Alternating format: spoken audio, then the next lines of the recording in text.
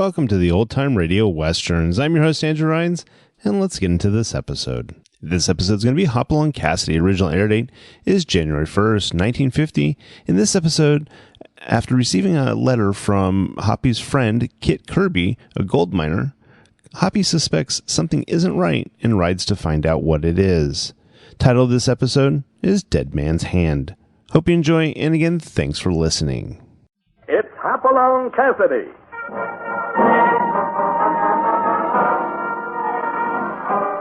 With action and suspense, out of the Old West comes the most famous hero of them all, Hopalong Cassidy, starring William Boyd.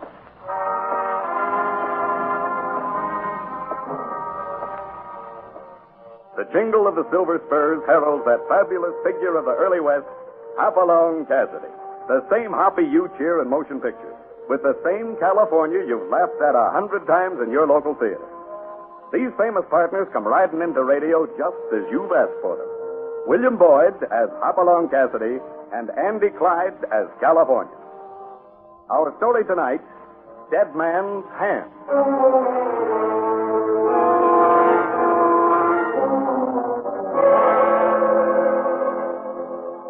With winter coming on and the snow beginning to crawl down the distant mountains, there are 100 things to be done around the Bar 20 ranch. But Hopalong Cassidy knows that some of those things will have to wait, for he and California are going to have another job to do. Oh, it might be an easy job, like just giving a friend a helping hand. Then again, it might mean tangling with a treacherous gang who put gold nuggets about human life. Hoppy, how in tarnation am I going to get my work done with you snaking me in off in the range like a lamed-up dog? No, I wouldn't have sent that rider out after you without a pretty good reason, California. Well, my ears are up. Let's have her. You remember Kit Kirby? Well, remember Kit? Why, he was one of the best hands we ever had. He's in trouble. Listen to this letter I got this morning. Dear Hoppy, I'm writing you because I think you're the only friend I got left. Gold is where you find it, they say, and my partner Joe and I found it after 3 years in these godforsaken mountains. Our first samples assayed $500 to the ton. Gee, Willikins, that's a rich strike. Sure is. We thought we were lucky until the day Joe left with the second batch of samples, and I found him 10 hours later in Whitewater Pass with a bullet in his back. So I'm alone now. But that's not why I'm writing you. My wife Sally is alone, too, in Indian Spring, and she needs help, Hoppy, your kind of help. That's all I can say now. Wish me luck, pal. Kit Kirby. Sounds like the boy has got himself in trouble. Yeah, I believe Kit's in real trouble. More than this letter tells. Because, you see, I know Kit's handwriting. And this letter is a bad imitation. You mean it ain't? Someone wants us to come to Indian Spring, California. And they want it badly enough to forge this letter.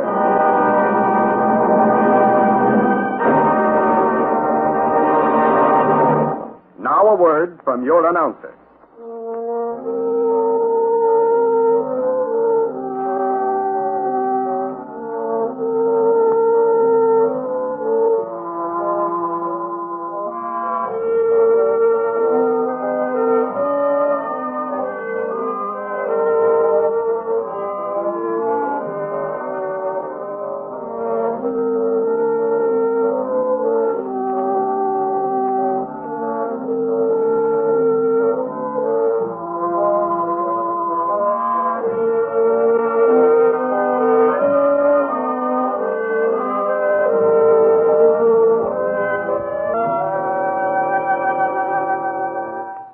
Back to Hopalong Cassidy.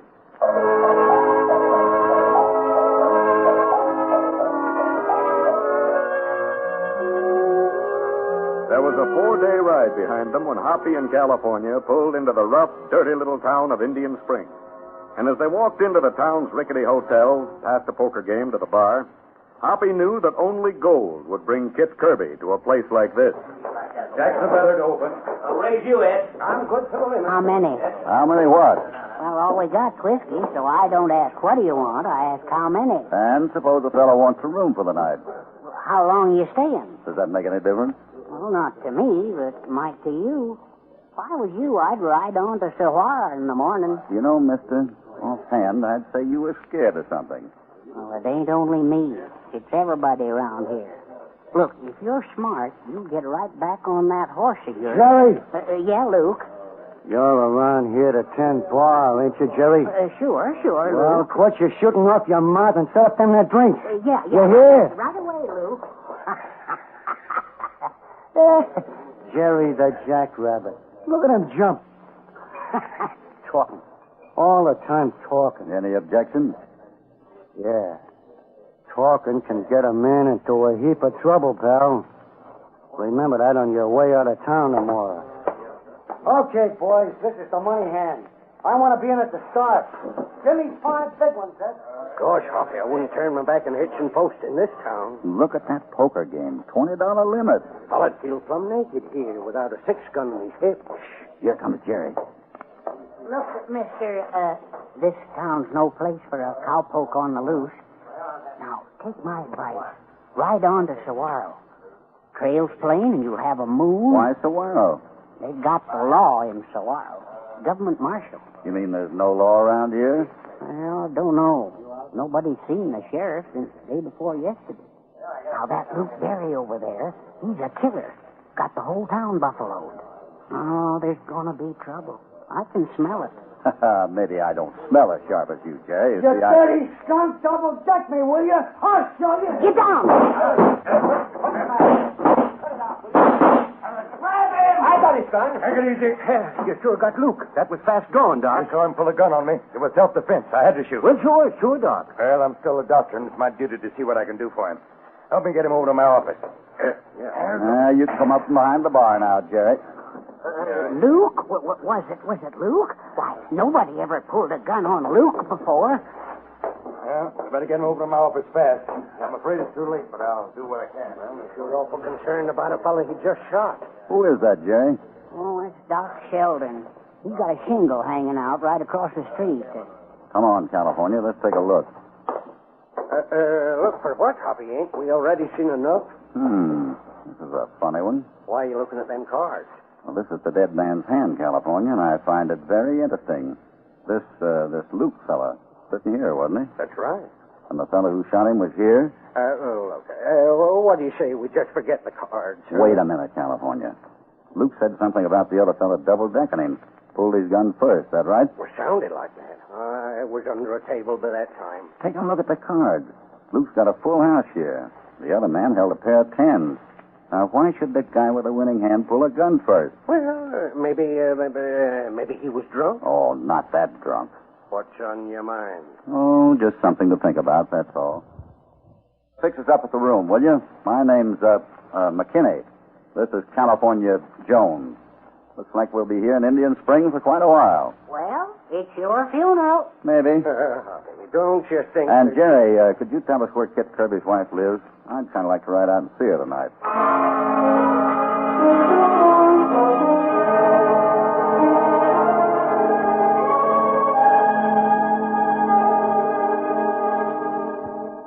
I'm so glad to see you, Mr. Cassidy. Kit is very close to me, Mrs. Kirby. Oh, we do need help.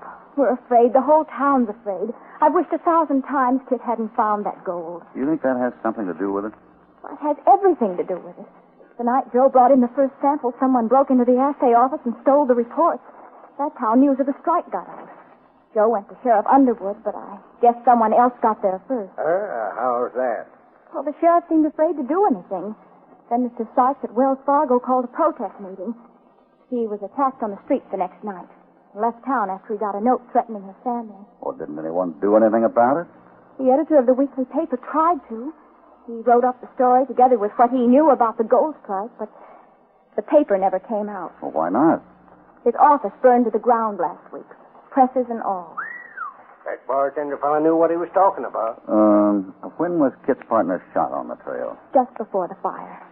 That's when I knew it was more than I could handle, Mr. Cassidy. Sheriff Underwood promised me he'd do something, but... Yeah, but he left town in a hurry, too. You got any idea who's behind this, Mrs. Kirby? Oh, I thought it was Luke Barry until this afternoon. You heard about the shooting? Yes. I want to give you something, Mr. Cassidy.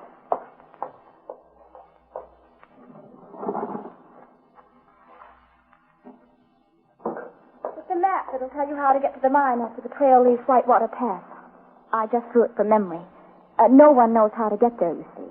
There's a maze of mountains and canyons beyond the pass. Kit's up there now, huh? He hasn't come out for a month. I haven't even seen him in that long. Well, now, isn't it surprising that I got a letter from him dated less than 3 weeks ago? I guess I thought maybe he'd sent it out by you. But you say you hadn't seen him.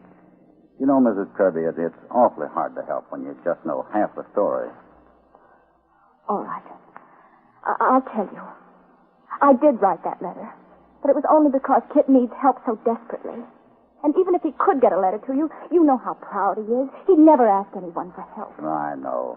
He's got more spirit than Topper. That's saying a lot, because Topper's a mighty fine bit of horseflesh. It was wrong of me to sign Kit's name to that letter, I know. But you do understand why I did it. Yes, I do, Mrs. Kirby, but just don't make a practice of it, or somebody else might not understand. Now about Kit. He's afraid he might get the same reception as his partner if he starts down the trail.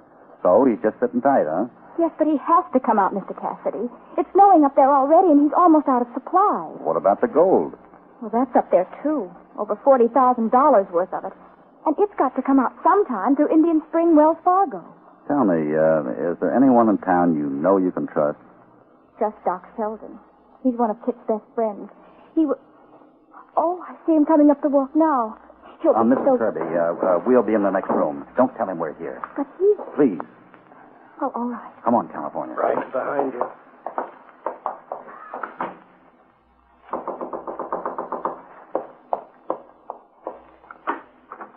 Hello, Doc. Sally, you heard about Luke Barry? I heard he was shot. Is he... Died in my office an hour ago. He drew a gun on me first.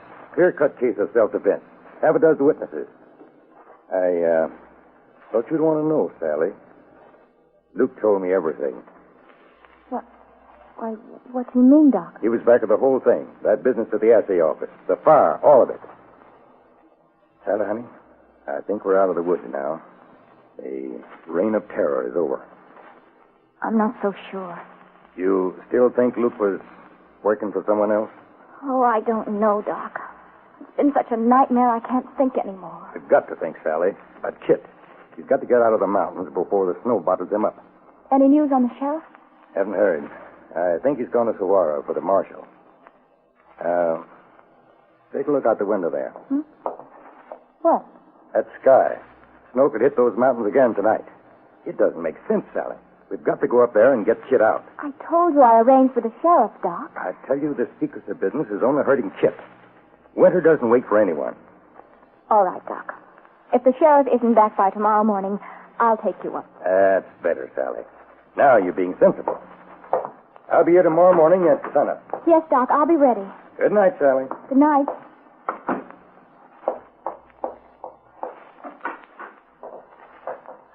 You say you can trust him? Oh, I think so. I hope so. You mean I shouldn't have promised to guide him up there? No, that part's all right. But stall him as long as you can tomorrow morning. Come on, California. Where are we going, Hoppy?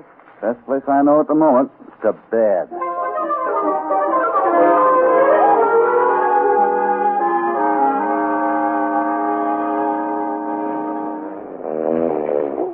California. California, wake up. No. California. No, thank you, ma'am. No more meatballs.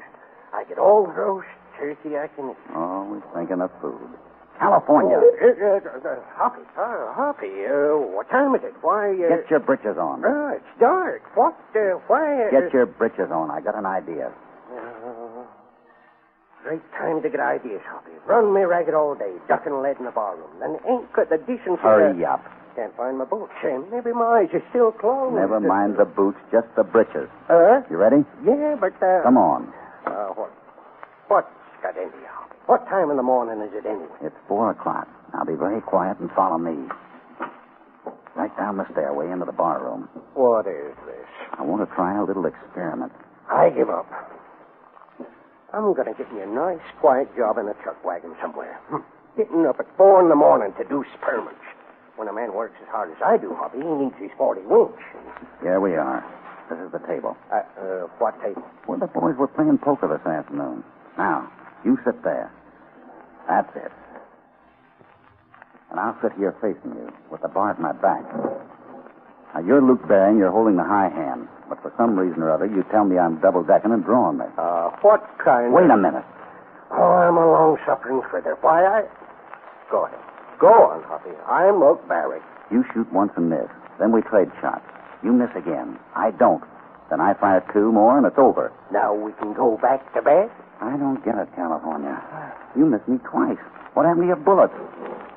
Look, not a mark on the bar. If you shot high, you'd have busted that mirror behind it into a million pieces. Wait a minute, Hoppy. You mean them shots were, Hoppy, where'd you run to? Under the table. Come on down and help me look. Oh, what you looking for? Now, let's see now. If it weren't so mighty dark, I'd help you find it. But, that is, if I knew what it was, of course. Ah, here we are. I thought Doc Sheldon was pretty hasty packing Luke Barry off to his office. What you got? There was no killing here this afternoon. That was a put-up jump to make Sally Kirby think Luke is dead.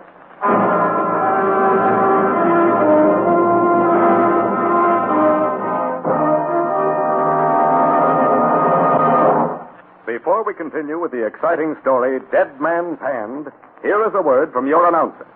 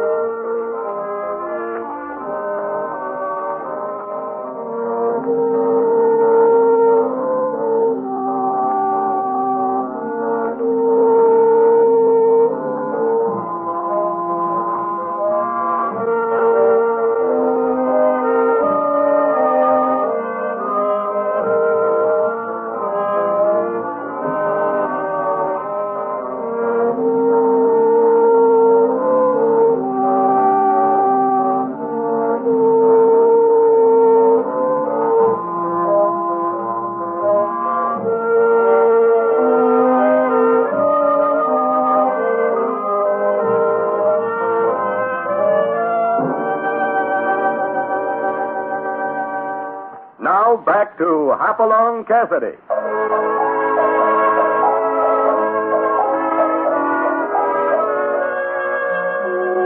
Hoppy and California have been in a lot of strange places at some very odd hours. At the moment, they are under a poker table in the Indian Spring Bar Room. It's 4 o'clock in the morning, and they are just sitting and thinking, trying to make sense out of the discovery that the shooting of Luke Barry was staged, and undoubtedly for Sally Kirby's benefit. This piece of wadding is what I found under the table, California. A piece of wadding from a blank cartridge. Blank cartridges? What do you know about that, Hoppy? Doc Sheldon knew Mrs. Kirby would take him up to the mine if she thought Luke was out of the way. Shh, quiet. It's the dead man and Doc. Yeah, Luke Barry is just about as dead as I thought. Looks like a charm. You better saddle up now. Right up to that bluff over Whitewater Pass. Be a long way. We can't afford to be spotted. What we plan, still murder, you know. Best protection you got is staying dead. Gonna hate to miss my funeral in the morning. Now, what are the plans? What about Kirby? We ought to hit the pass on the way down about 3 in the afternoon. Mrs. Kirby will be first. Then Kirby. Remember that. Number 2 is Kirby. I'll bring up the rear after the pack mules. You won't be able to tell who's who at that distance. So draw your bead on number 2. And don't miss. I didn't miss before, did I? He talked after you left him. I didn't like that. Yeah, don't worry. Kirby won't talk. And remember, I got to get out of this clean. Everything depends on that when the boss files for Kirby's claim. I'll see you in 6 weeks in Santa Fe. All right. And remember, I want you on your way to Whitewater Pass before sunup. Understand? Suppose you leave that to me. Why, them dirty double-crossing skunks. Let's go after 'em, Hoppy. Not so fast, California. But, Hoppy, they'll get Kirby as he comes down that trail. Well, if we grab these 2 right now, the boss they mentioned in Santa Fe will send somebody else after Kit. The only way to settle this right is to find out who's behind it all.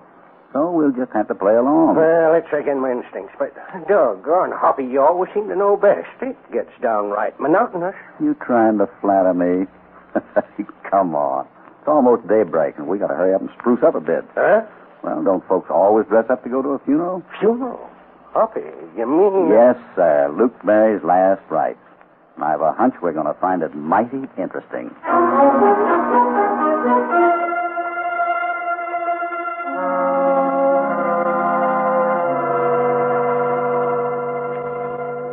And being there's no preacher in Indian Spring, I just thought that I'd get up and take charge here. Now, as you know, we're sending Luke Barry to his reward. And at a time like this, we're supposed to say something nice about the deceased. Being the deceased is Luke Barry, that regulation puts me at a whopping handicap. Hoppy, Swanton Nation. take it easy. I'll tell you when. Anyone present got anything nice to say about Luke? Well, that being the case, sermon's over.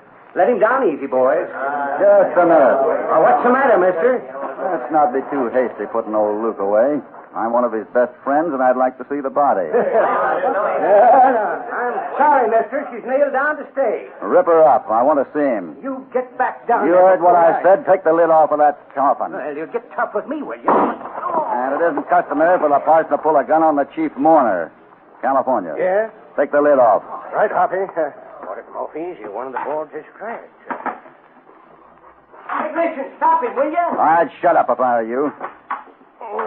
Here she comes. There. Who's in it? I don't know. Never seen him. Good Lord.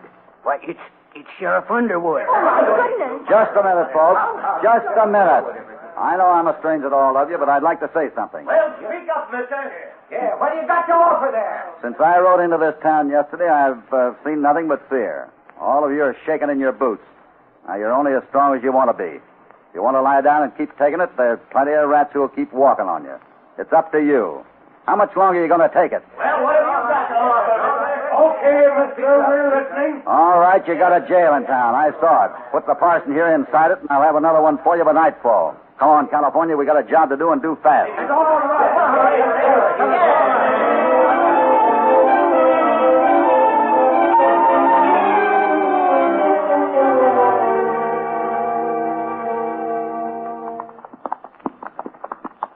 Hoppy, if we don't get ourselves in the darndest places, here we are, making our own trail up the mountainside with the wind whistling through our whiskers. Oh, it isn't that Not bad. even enough food to keep my ribs warm. I'll buy you a nice big steak just as soon as we get back to Indian Spring. Knowing Luke Barry's up in them peaks above us, I ain't too certain of ever getting back. You aren't concerned? No, just scared. I think we better split up here. Now, you know what you're to do, don't you?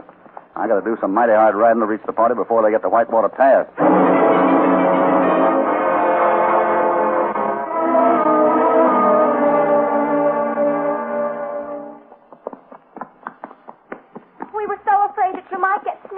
Kit. It's been a long ways up there, Sally. Seems good to be headed down this trail. There's nothing to be afraid of now, Kit. Luke Barry is dead. Oh, is that someone coming up? Well, it's Mr. Cassidy. Hello there. Hopalong! Say, what are you doing here? Topper needed a little exercise. How are you, kid? Oh, golly, it's good to see you, Hoppy. Hey, wait till you hear about my gold strike. We've had a fine trip, Mr. Cassidy. Doc Sheldon's been keeping a sharp lookout. Oh, have you two met? Mr. Cassidy's an old friend of Kit's, Doc. No, we haven't met. Howdy, Doc. Guess maybe I'll ride back to the end of the line and join you, if you don't mind. Maybe I can help you watch for any danger. No, I don't know what... Mrs. Kirby, when we round this next bend, we'll be in Whitewater Pass. Can you make your horse stumble and not hurt yourself? I don't understand. Please don't ask questions. Just do as I say. All right. Now go back there behind the dock, and we'll be on our way. All right, get on! Well, I don't know what your idea is in coming up to meet us, Cassidy. I can tell you that I'm here to protect Kit. Then we have a lot in common, Doc. Well, just don't try. Sally! Sally, are you all right? Oh, yes, Kit, my horse just stumbled. What's the matter up there? Sally, if your horse is tired, why don't you come back here with me and let Kit lead the way? All right, Mr. Cassidy. Why, what's the That's matter a good idea. There. Now we'll ride through Whitewater Pass this way. Kit first, Doc second. Now, wait. Sally third, and I'll bring up the rear. All right, let's get going. But Cassidy, I don't think we should ride this way. Kit's out front. He exposed to everything. I'll change places with him. I wouldn't if I were you, Doc. I have my gun handy in case of any emergency. Cassidy, I can't ride here. I'm sick, I tell you. Mountain sickness. And there's nothing like a good ride to cure mountain sickness, Doc. Especially in number 2 spot. Wouldn't be surprised if you never got sick again. After today. Hoppy, that was a shot. What do you know? Someone's out shooting coyotes. Oh, what can we do? Leave this to me, Sally. Keep your places in line. Cassidy, Who's please. your boss in Santa Fe, Doc? There's no one. He's running the whole play up here, isn't he? After Kit's mine. Bound to get it no matter who he has to kill first. I tell you, I don't know, Cassidy. Listen, Luke Barrett's up there. He's shooting at me because I'm riding second. Sure, you put him there, and he's going to keep shooting till you talk. Luke Barry, but I thought he was dead. Too bad, Doc. That was a good hat. Look at her float down the gorge. Stop him. I'll talk, Cassidy. I'll talk. Luke, stop. Stop shooting at me.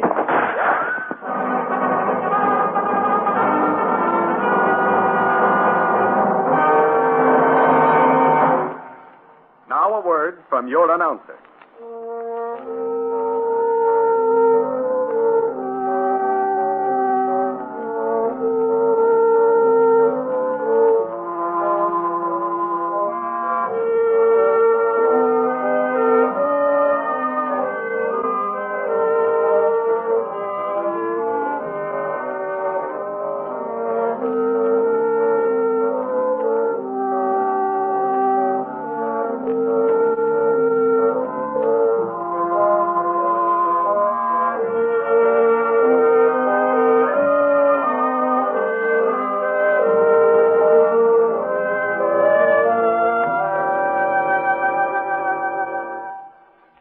Back to Hopalong Cassidy. I'll take charge of the prisoners for a while, Hoppy. You won't have any trouble with the Doc. Yeah. And it's surprising how a tap in the head will tame a fellow like Luke Barry. So you were in on this too, California. It all came so suddenly, I don't even know what happened. Well, you see, kids, California and I knew that Luke would be up on that peak above Whitewater Pass. So when I rode up the trail to meet you, California kind of sneaked up on Luke and took over the job. Like taking candy from a baby. Then it wasn't Luke shooting at us at all. It was... That's right, it was California. But the Doc thought it was Luke. And he had instructed Luke to kill whoever was in number 2 position. Why, that's where I had been riding. Oh, Kit. And with the bullets whizzing past him, the Doc just sang like a bird. And now we know about the whole crooked mining outfit in Santa Fe. Good old Doc. He just needed a little persuasion. That's right. Say, by the way, there's something I forgot to compliment you on, California. Yeah? I'm blushing already. What is it? That shooting in Whitewater Pass. Brother, when you shoot to miss, you sure don't leave much room to spare. Miss? Did you tell me to miss him? Lordy, Hoppy, I was trying all the time to hit him.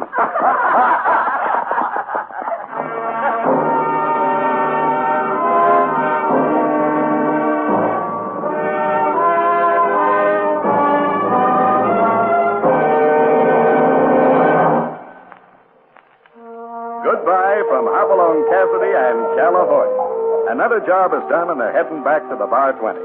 But they'd be mighty pleased if you join them again next week for another story of action and excitement. Hopalong Cassidy, starring William Boyd, is transcribed and produced in the West by Walter White, Jr. Dead Man's Hand was written by Harold Swanton. All stories are based upon the characters created by Clarence Mulford. This is a Commodore production.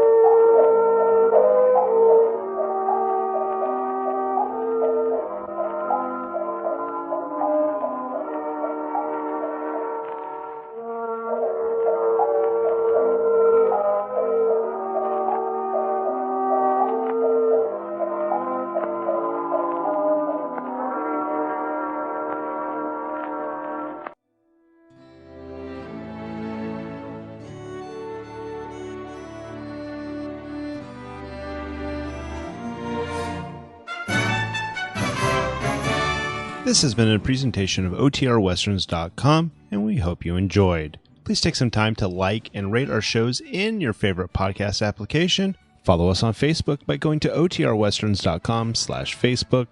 Join in the conversation by going to otrwesterns.com/Discord. And don't forget to send us an email, podcast@otrwesterns.com. This episode is copyright under the Attribution Non-Commercial Share Alike copyright. For more information, go to otrwesterns.com/copyright. Have a great day, and again, thanks for listening.